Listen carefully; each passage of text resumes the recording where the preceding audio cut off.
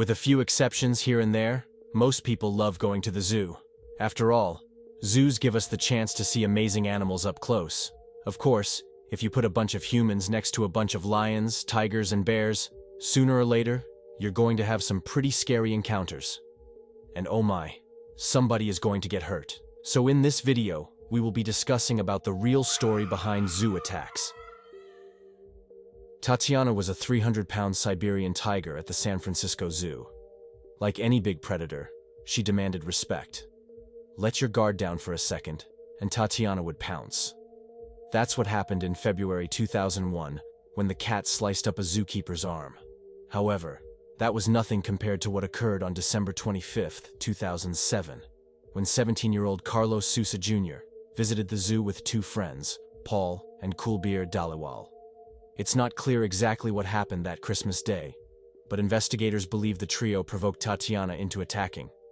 Reports indicate they'd been drinking and smoking marijuana, and, after arriving at the Tiger Grotto, the three allegedly stood on the railing near Tatiana's exhibit and began yelling at the cat. Some believe they even threw sticks at the tiger.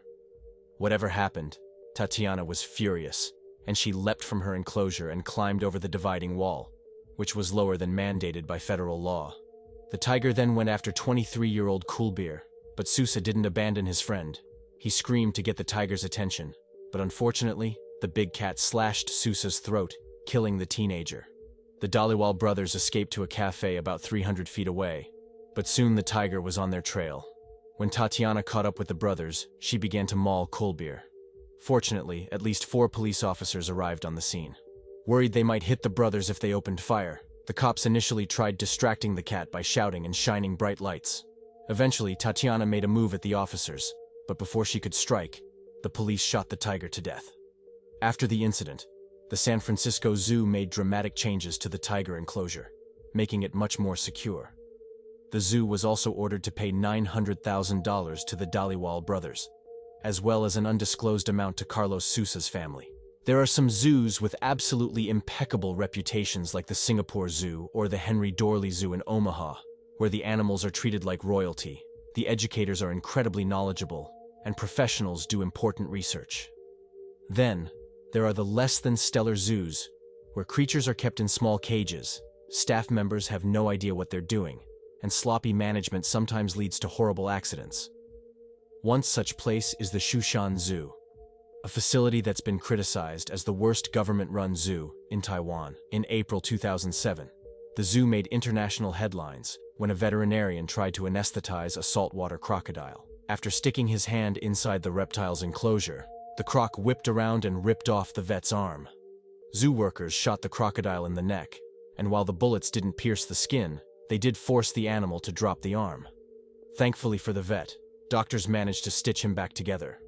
But 1 month later, the Shanghai Zoo experienced another crisis when an angry orangutan escaped from its cage. Experts theorized the ape had been testing all the bars, and when it found a weak one, it spent months wiggling the bar back and forth until it was able to twist it out. The 400-pound primate then escaped its cage and turned into the Hulk, charging at tourists, trashing the zoo's cafe, and flipping over scooters before it was finally tranquilized.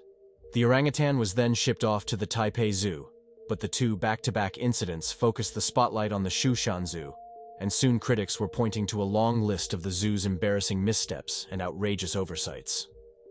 Here's hoping the place has cleaned up its act since 2007. On May 19, 1987, 11-year-old Juan Perez and 2 friends took a trip to Brooklyn's Prospect Park Zoo. However, this wasn't your typical boyhood excursion. The kids waited until the gates were closed and then clambered over the zoo fence. The boys were planning on swimming in the seal enclosure, but before they reached their destination, one of the boys dared the others to take a dip in the polar bear exhibit. At the time, the Prospect Park Zoo was home to 2 polar bears, 900-pound Lucy and 1,400-pound Teddy. On this particular evening, the polar bears were still on exhibit, but it appeared they were fast asleep. Once the boys arrived outside the pen, they quickly took off their clothes, and Juan and one friend scrambled down into the moat surrounding the bears' exhibit. Tragically, one of the animals woke up and saw Juan in the water. In a matter of seconds, the bear had the boy in his jaws and was dragging him into its cave. After receiving reports of screaming from inside the zoo, The New York City cops arrived to see the bears mauling Perez's dead body. However, they also saw all the clothes lying around. Afraid the other boys might be hurt and trapped in the pen, the police unloaded 20 shotgun blasts and 6 .38 caliber bullets into the animals, killing the carnivores. As it turns out, the boys had already escaped before the police had arrived. But regardless, the tragedy reminded people around the world that bears aren't at all the cuddly creatures we so often see on TV. I hope this video was kinda scary and teaches you not to mess with Mother Nature. Thanks for watching. See you on the next one.